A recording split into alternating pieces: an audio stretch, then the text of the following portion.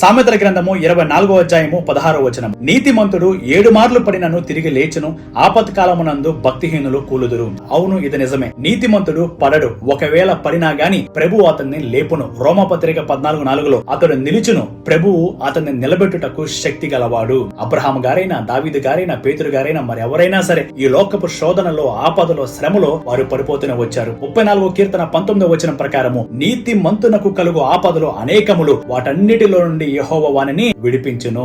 భక్తుడైన దావీదు పాపములో పడ్డాడు, తర్వాత పశ్చాత్తాప పడ్డాడు, క్షమాపణ కోరుకున్నాడు. ప్రభు అతన్ని లేపాడు. తర్వాత అటువంటి పాపము ఇక చేయలేదు. పేతురు సముద్రం మీద నడుస్తున్న యేసుక్రీస్తును చూచి నీటి మీద నడవటము ప్రారంభించాడు. కొంత దూరం వెళ్ళగానే గాలికి రేగుచున్న సముద్రపు అలలను చూచి భయపడి నీట మునిగిపోసాగాడు. వెంటనే యేసుక్రీస్తు వారు చెయ్యి చాపి అతను పట్టుకుని పైకి లేపాడు. సిలువకు ముందు రోజు రాత్రి యేసు ఎవరో నాకు తెలియదని ముమ్మార్లు చెప్పి పేతురు శోధనలో పడ్డాడు. తర్వాత పశ్చాత్తాపడ్డాడు. ప్రభు అతన్ని బలపరిచాడు. శిష్యుల్లోనే ప్రథమ శిష్యుడైనాడు. ధైర్యముతో నిలబడి ప్రాణాలకు తెగించి గొప్ప సేవ చేశాడు. కాబట్టి నీతిమంతులు, యథార్థవంతులు, మంచివారు ఈ లోకంలో ఉన్నారు. కాబట్టి తరచుగా పడటం అనేది సహజము. కానీ పడిపోయిన చోటనే ఉండాలని కోరుకోవద్దు. పడిపోయినప్పుడు ప్రభువుని క్షమాపణ వేడుకోవాలి. ప్రభువు మనల్ని లేపుతాడు, మనకి బలమిస్తాడు. యథార్థవంతులను బలపరచడానికి యెహోవా కనుదృష్టి లోకమంతటా సంచారం చేస్తూనే ఉంటుంది. ఆయన మనల్ని 6 బాధల్లోంచి విడిపించగలడు.